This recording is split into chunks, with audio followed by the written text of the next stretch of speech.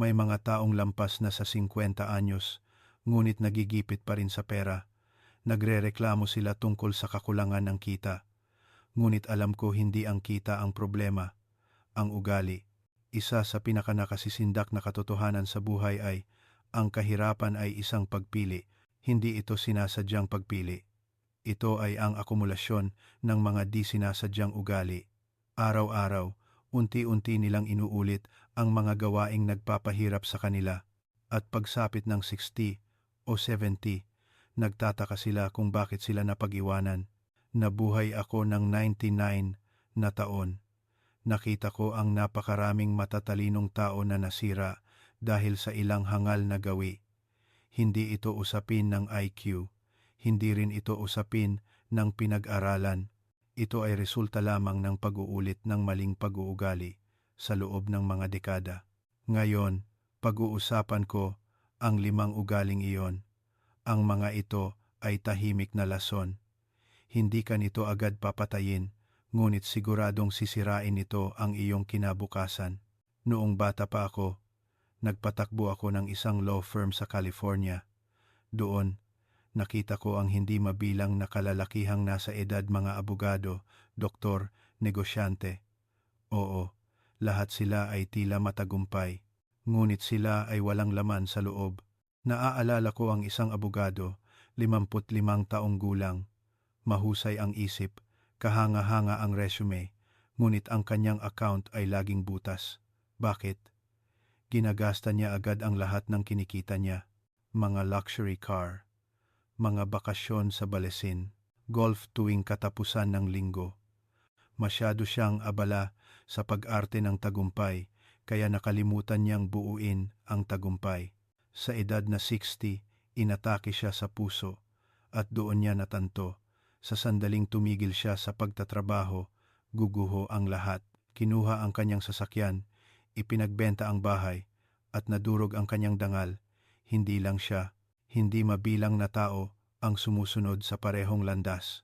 Ang pattern ay laging pareho, kumita, gumasta, magyabang, at sa huli, ang natitira lang ay pagsisisi at mga singilin.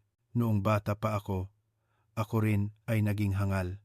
Ngunit nagkataon lamang na maaga kong naranasan ang sakit. Ang paglaki noong panahon ng Great Depression ay nagturo sa akin ng katotohanan. Nakita ko ang mga bangko na nagsara, ang mga pamilya na nagugutom, at ang mga disenteng lalaki na namamalimos ng tinapay sa kalye. Ang tanawing iyon ay nakaukit sa aking isip. Mula noon, sumumpa ako. Hinding-hindi ako gagastos ng pera para sa ego ko. Hinding-hindi ako mabubuhay sa utang. Hinding-hindi ako mabubuhay ng higit pa sa kaya ko. Ang pangakong iyon ang nagprotekta sa akin. Samantala, marami sa henerasyon ko ang nabuhay ng magara at namatay ng miserable. Ang pinakamapanganib na ugali, paglampas ng 50, ay ang pagkukumbara ng sarili sa iba. Kapag bumili ng bagong kotse ang kapitbahay, gusto mo rin. Kapag na-promote ang katrabaho, pakiramdam mo ay napag-iwanan ka. Kapag narinig mong kumita ang kaibigan mo sa kripto, magsisimula kang magmadali. Ito ay isang sakit, at hindi ito gumagaling, dahil walang katapusan ang pagkukumpara.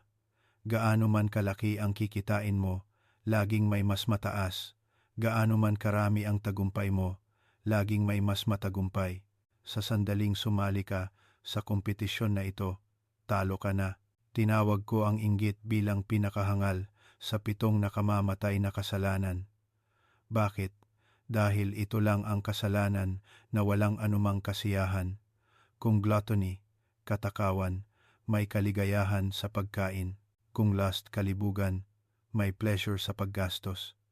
Ngunit ang inggit, pinahihirapan ka lang nito, at ang kinaiinggitan mo naman ay walang nawawala.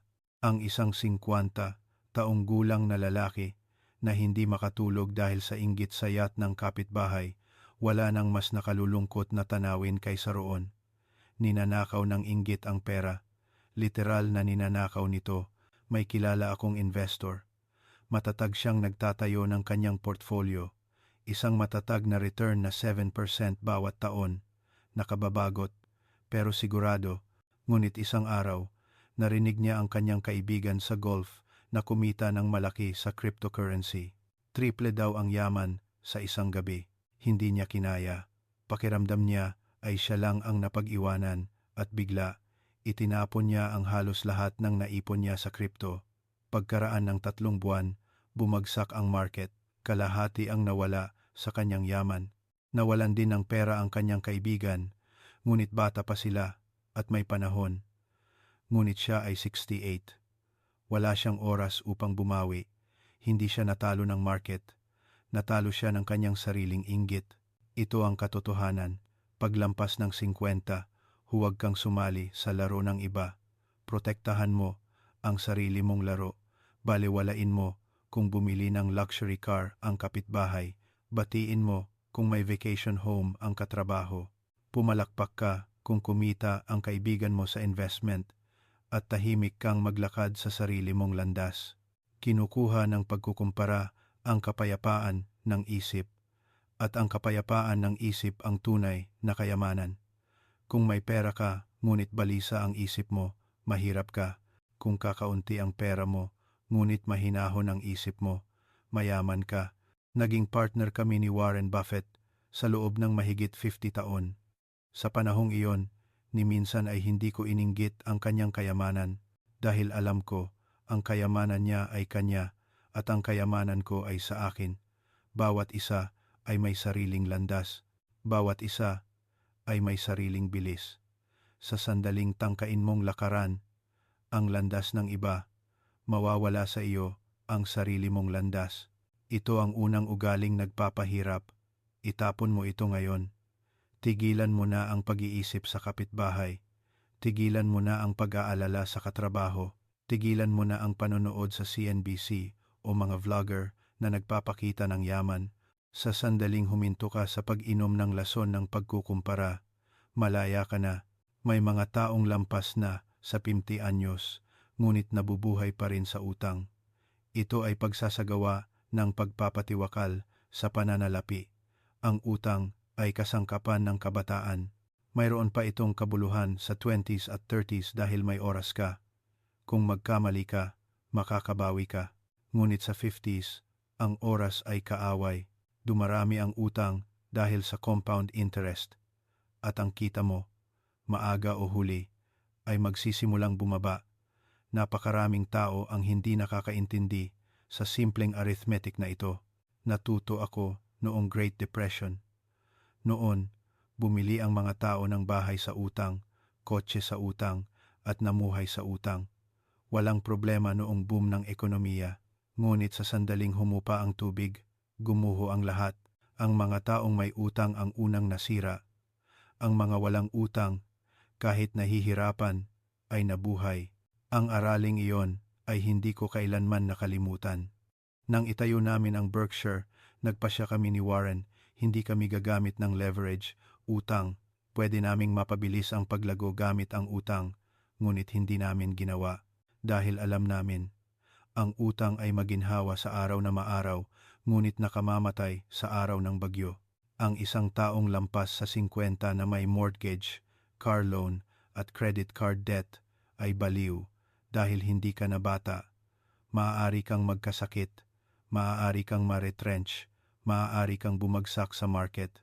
Kapag nangyari ang alinman sa mga iyon, ang utang ay magiging lubid na sasakal sa leeg mo. May kilala akong doktor, 55. Ang taunang kita ay lumampas sa 5 milyon, tinatayang 50 milyon, ngunit lagi siyang gipit. Bakit? Utang sa malaking bahay, utang sa mga mamahaling sasakyan, tuition ng mga bata sa pribadong paaralan, utang sa investment properties. Halos lahat ng kanyang kinita ay napunta sa pagbayad ng interes. Sa edad na 6 na, nagkasakit siya. Hindi na siya makapagtrabaho. Huminto ang kita, ngunit ang utang ay hindi huminto. Sa loob ng 1 taon, nawala ang lahat sa kanya bahay, kotse, dangal. Sa huli, natutulog siya sa sofa ng dating empleyado niya. Hindi ito matinding halimbawa. Ito ay karaniwang katotohanan. Ninanakaw ng utang ang kalayaan, ang pagpipilian, ang dangal. Kung may utang ka, hindi mo kayang umalis sa trabahong ayaw mo. Patuloy kang magpapakumbaba sa masamang amo. Hindi ka makakapagsapalaran dahil mayroon kang mga babayarin. Samantala, ang mga walang utang ay malaya. Maaari silang pumili ng trabaho, pumili ng pamumuhay. Kung dumating ang krisis, maaari silang maghintay nang hindi nagpapanik. Paglampas ng 70, wala akong utang kahit kanino. Walang hiram sa bangko, walang kailangang yukuran. Ang kalayaang iyon ay mas mahalaga kaysa sa anumang mansyon. Kaya sinasabi ko, paglampas ng 50, bayaran mo ang utang, bayaran mo ang lahat. Mortgage, car loan, credit card, bayaran mo ang lahat hanggang sa huling sentimo. Kung hindi mo kaya, ibenta mo ang bahay, ibenta mo ang sasakyan, itapon mo ang iyong pride, dahil ang pride ay hindi magtataguyod sa iyo sa pagtanda. Ngunit ang ipon mo, oo, ang buhay na walang utang ay maaaring maging malungkot sa simula.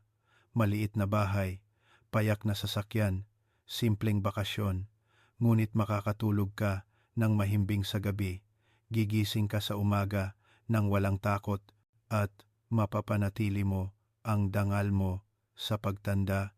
Iyan ang tunay na kayamanan.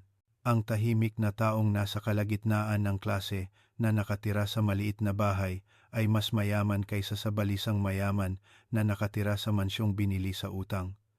Ang pangalawang ugaling nagpapahirap, ang pamumuhay sa utang. Itapon mo ito ngayon. Gumawa ka ng plano sa pagbabayad at huwag ka nang magnakaw muli sa sarili mo sa hinaharap.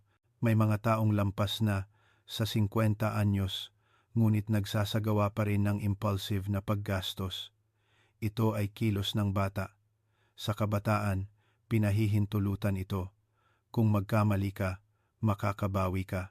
Ngunit sa 50s, isang sandali ng pagiging impulsive ay sisira sa 10 taong plano. Ang impulsive na paggastos ay ang paggamit ng pera batay sa damdamin. Bibilhin dahil nababagot, bibilhin dahil balisa, bibilhin dahil inggit, bibilhin dahil nag-iisa. Ngunit ang pera ay hindi gamot para sa damdamin. Nakita ko ang hindi mabilang na tao na nahuhulog sa bitag na ito. Kumikita sila at hindi nila maalala kung saan nila ginastos. Mga damit, gadget, eating out, paglalakbay, mga hobby, bawat isa ay maliit. Ngunit kapag nagpatong-patong, ito ay pagkawasak. May kilala akong negosyante, matagumpay siya, maayos ang negosyo, matatag ang kita, ngunit ginagasta niya ang lahat ng kinita niya. Bakit?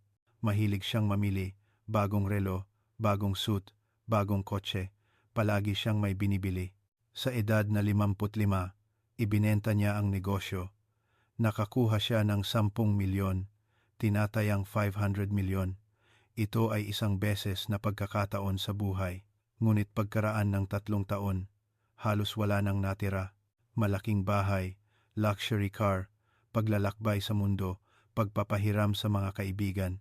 Ginastos niya ang pera na para bang walang katapusan. Sa edad na 60, kailangan niyang magtrabaho muli.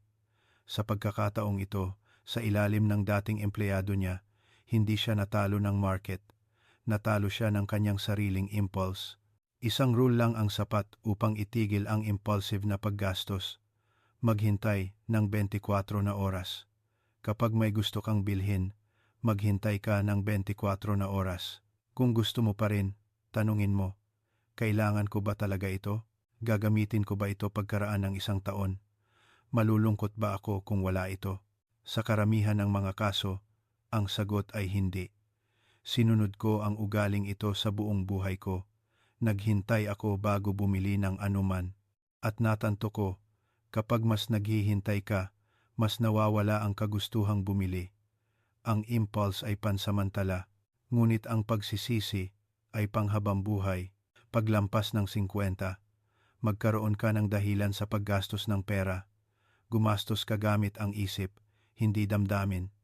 Bilhin mo ang kailangan mo at tiisin mo ang gusto mo. At ang matitira, ibigay mo sa sarili mo sa hinaharap. Iyan ang compound interest. Ang anlang 100 ngayon ay anlang 200 pagkaraan ng 10 taon, ngunit ang impulse ngayon ay 0 pagkaraan ng 10 taon. Madalas kong sinasabi sa mga kabataan, madaling gumastos ng pera, kaya ng lahat iyan. Ngunit mahirap pangalagaan ang pera. Nangangailangan iyan ng disiplina. Ang mga taong lampas sa 50 ay hindi na kabataan. Ang panahon upang matuto ng disiplina ay matagal nang lumipas. Ngayon na ang panahon upang isagawa. Kapag naramdaman mo ang impulse, huminga ka ng malalim. Lumabas ka sa tindahan, isara mo ang site, at maghintay ng 24 na oras. Ang 24 na oras ay magliligtas sa iyong kinabukasan. Ang pangatlong ugaling nagpapahirap, ang impulsive na paggastos. Itapon mo ito ngayon, ibalik mo ang isip mo, at dahan-dahan ngunit sigurado, buuin mo ang yaman. May mga taong lampas na sa 50 anyos, ngunit nabubuhay pa rin ng walang plano. Ito ay tulad ng bangkang walang patutunguhan. Makakarating ito sa isang lugar, ngunit malamang hindi sa lugar na gusto mo. May isang pattern sa buhay ng mga walang plano. Nagigipit sila sa pera pagdating ng katapusan ng buwan, nagpapanik sa hindi inaasahang gastos. May malabong pagkabalisa tungkol sa pagtanda, ngunit wala silang ginagawa dahil wala silang plano. Sa kabataan, makakaya mo iyan, ngunit sa 50s, kulang na ang oras, hindi mo kayang magpalutang-lutang. Palagi akong nagpaplano, plano ng kita, plano ng gastos, plano ng investment, at plano ng pagtanda. Ang plano ay hindi prediksyon. Walang nakakaalam ng kinabukasan. Ang plano ay paghahanda. Gaano karami ang iipunin? Saan i-invest? Hanggang kailan magtatrabaho? Gaano karami ang kailangan sa pagtanda? Kakaunti ang may sagot sa mga tanong na ito. May kilala akong accountant, matalino, magaling sa numero, ngunit wala siyang plano para sa sarili niyang buhay. Ginagastos niya ang buwan ng suweldo, nag-iipon kung may sobra, at kung wala, ayos lang. At sa edad na 65, nagretiro siya. Doon niya natanto, ang ipon niya ay magtatagal lang ng 10 taon. Nagpanik siya. Dapat pala ay nagtrabaho pa siya. Dapat pala ay nag-ipon pa siya. Dapat pala ay nag-invest pa siya. Ngunit hindi na bumabalik ang oras. Ang buhay na walang plano ay komportable.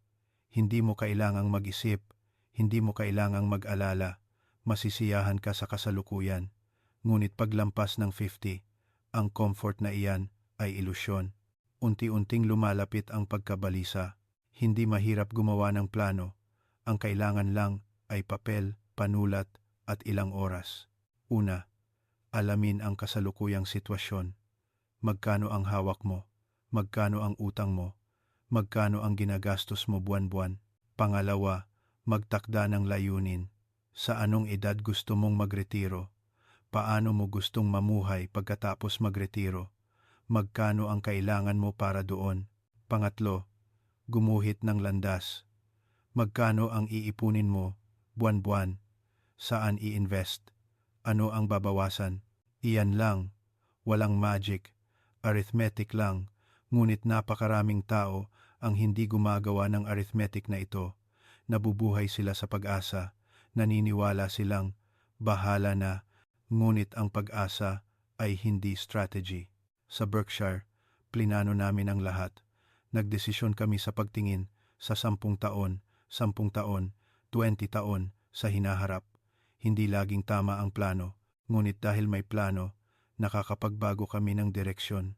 Ang mga walang plano ay hindi makapagbago ng direksyon dahil hindi nila alam kung saan sila patungo. Paglampas ng 50, maglaan ka ng oras ngayong katapusan ng linggo. Maglatag ka ng papel sa isang tahimik na silid. At tanungin mo, nasaan ako? Saan ko gustong pumunta? Paano ako makakarating doon? Kung masasagot mo ang 3 tanong na ito, kabilang ka na sa top 10% ng sangkatauhan. Hindi kailangang maging perpekto ang plano. Kailangan lang itong umiral. Ang isang hindi perpektong plano ay mas mahusay kaysa sa walang plano. Ang pang-apat na ugaling nagpapahirap, ang pamumuhay ng walang plano. Itapon mo ito ngayon, kumuha ka ng papel, at simulang iguhit ang iyong kinabukasan sa sarili mong kamay. Ang pinakanakamamatay na ugali paglampas ng 50 ay ang pagtigil sa pag-aaral. Marami ang humihinto sa pag-aaral sa 50. Iniisip nilang sapat na ang alam nila, iniisip nilang ipaubaya na sa mga kabataan ang mga bagong bagay, ngunit patuloy na nagbabago ang mundo. Ang mga hindi nagbabago ay napag-iiwanan. Nagbabasa ako araw-araw hanggang 99 na taon, mga pahayagan, libro, report. Hindi ako huminto sa pag-aaral dahil alam ko, sa sandaling tumigil ka sa pag-aaral, nagsisimula ang paghina. Kami ni Warren ay mahilig magbasa. Pinupuri ng mga tao ang aming desisyon sa investment, ngunit ang sikreto ay simple. Mas marami kaming binabasa kaysa sa iba. Sa pagbabasa, maiiwasan namin ang mga pagkakamali. Matututo kami mula sa pagkakamali ng iba. Makikilala namin ang sarili naming kamangmangan. Marami sa mga taong lampas sa 50 ang nagiging mapagmataas. Sobra ang tiwala sa sariling karanasan. Tumanggi sa bagong impormasyon at nang hindi nila namamalayan, naluluma sila. May kilala akong banker, 1 taong career. Mahusay ang record, ngunit tumanggi siyang matuto ng bagong teknolohiya. Tinawanan niya ang computer bilang laruan ng kabataan. Binaliwala niya ang internet bilang panandaliang uso. At sa edad na 55, tinanggal siya. Hindi na kailangan ang skill niya. Hindi siya natalo ng kaalaman. Natalo siya ng arogansiya, ng hindi pag-aaral. Ang pag-aaral ang tanging paraan upang manatiling bata. Tumanda man ang katawan, bata pa rin ang isip, hanggat patuloy itong nag-aaral. Nag-aral ako tungkol sa mga bagong industriya sa edad na 40. Nag-aral ako ng mga bagong teorya sa investment sa 90. Dahil ang kuryosidad ang nagpapanatili sa akin na buhay. Paglampas ng 50, tanungin mo ang sarili. Ano ang natutunan ko ngayong taon? May nabasa ba akong bagong libro? May nakuha ba akong bagong skill? May bago ba akong perspective? Kung ang sagot ay hindi, nasa panganib ka. Ang mga hindi nag-aaral ay inuulit ang parehong pagkakamali, nahuhulog sa parehong bitag, natitigil sa parehong lugar. Samantala, ang mga patuloy na nag-aaral ay umuunlad, umaangkop at nabubuhay. Hindi pa huli ang lahat upang magsimulang mag-aral, ngunit nakamamatay ang hindi pagsisimula. Ang ugaling inirerekomenda ko ay simple, araw-araw, 1 oras. Maaring balita, libro, report, basta makakuha ka ng bagong impormasyon at bawat buwan, 1 libro na hindi tungkol sa field mo, kasaysayan, siyensiya, pilosopiya. Kahit ano, dahil ang kaalaman ay dumarami dahil sa compound interest. Ang natutunan mo ngayon ay magpapabago sa desisyon mo sa susunod na taon. Ang desisyon mo sa susunod na taon ay magpapabago sa kayamanan mo pagkaraan ng 10 taon. Ang mga hindi nag-aaral ay natitigil. Ang mga patuloy na nag-aaral ay lumalago. Ang panglimang ugaling nagpapahirap, ang isip na hindi nag-aaral. Itapon mo ito ngayon. Magbukas ka ng libro. Ibalik mo ang kuryosidad at magpatuloy ka sa pag-aaral hanggang sa mamatay ka. Pagwawakas, ang sikreto sa kalayaan. Napag-usapan ko ang 5 ugaling nagpapahirap, ngunit ang tunay na problema ay hindi ang ugali mismo. Ito ay ang isip na hindi kayang baguhin iyon. Alam ng marami ang mga ugaling ito, ngunit hindi nila mabago, dahil ang pagbabago ay may kaakibat na sakit. Ang hindi pagkukumpara sa iba ay nag-iisa. Ang pagbayad sa utang ay mahirap. Ang pagtitiis sa impulse ay nakababagot. Ang paggawa ng plano ay nakakapagod. Ang pag-aaral ay nakapapagod. Ngunit ang mga sakit na ito ay pansamantala. Samantala, ang sakit ng hindi pagbabago ng ugali ay panghabang buhay. Ngayon ko lang talaga naintindihan sa pagtanda ko, ang pinakamahirap na bagay sa buhay ay hindi ang maging matalino. Ito ay ang itapon ang kahangalan. Madaling makakuha ng bagong kaalaman, ngunit sobrang hirap na itapon ang lumang ugali. Dahil ang ugali ay bahagi mo, ang itapon iyon ay ang pagtanggi sa sarili mo. Ngunit ang mga nakagawa lang niyan ang nagiging malaya. Paglampas ng 50, huwag mong isipin na magbabago ka pa. Hindi ka magbabago. Itatapon mo. Itapon ang pagkukumpara. Itapon ang utang. Itapon ang impulse. Itapon ang kawalan ng plano. Itapon ang kamangmangan. Pagkatapos mong patuloy na magtapon, ang tunay mong sarili ang matitira. Ang sariling iyon ay maaaring mayaman, maaari ring mahirap, ngunit siguradong malaya. Nabuhay ako ng 99 na taon at marami akong nakuha. Ngunit ang pinakamahalaga ay ang natutunan kong magtapon. Noong bata ako, gusto kong patunayan na matalino ako, na matagumpay ako, na special ako. Ngunit sa pagtanda ko, hindi ko na kailangang magpatunay. Gusto ko na lang maging mahinahon. Ang kahinahunan na iyan ay hindi nabibili ng pera. Hindi rin nakukuha sa posisyon. Nakukuha lang iyan sa patuloy na pagtapon ng mga hangal na ugali. Sa inyong lampas na sa 50, sinasabi ko, huwag mong isipin na huli na ang lahat. Ang kalahati ng buhay ay lumipas na. Ngunit ang natitirang kalahati ay nagsisimula pa lang at ang kalidad ng natitirang kalahati ay idedesisyon ng pagpili mo ngayon. Itapon mo ang 5 ugali. Sa ganitong paraan, magbabago ang iyong kinabukasan. Hindi ito magbabago ng biglaan, tahimik, dahan-dahan, ngunit sigurado itong magbabago. Iyan ang compound interest. Ang mabuting ugali at masamang ugali ay lumalaki sa paglipas ng panahon, kaya ngayon, kahit isa lang, itapon mo ang isang ugali, bukas, isa pa, at sa susunod na taon, lumingon ka, mapapansin mo, nasa parehong lugar ka pa, ngunit iba na ang tanawin, hindi nagbago ang mundo. Nagbago ka, sa huli, sinasabi ko muli, ang sikreto upang yumaman ay hindi ang maging matalino. Ito ay ang itapon ang kahangalan, at ang mga patuloy na nagtatapon ng kahangalan lang ang makakatawa sa huli. Natutunan ko iyan sa loob ng 99 na taon. Wala ka ng oras. Simulan mo ngayon. Tahimik, dahan-dahan, ngunit sigurado. Itapon mo ang mga ugaling nagpapahirap at lumakad ka sa landas patungo sa kalayaan. Iyan ang tanging at pinakamahalagang payo na maiiwan ko sa inyong lampas na sa 50.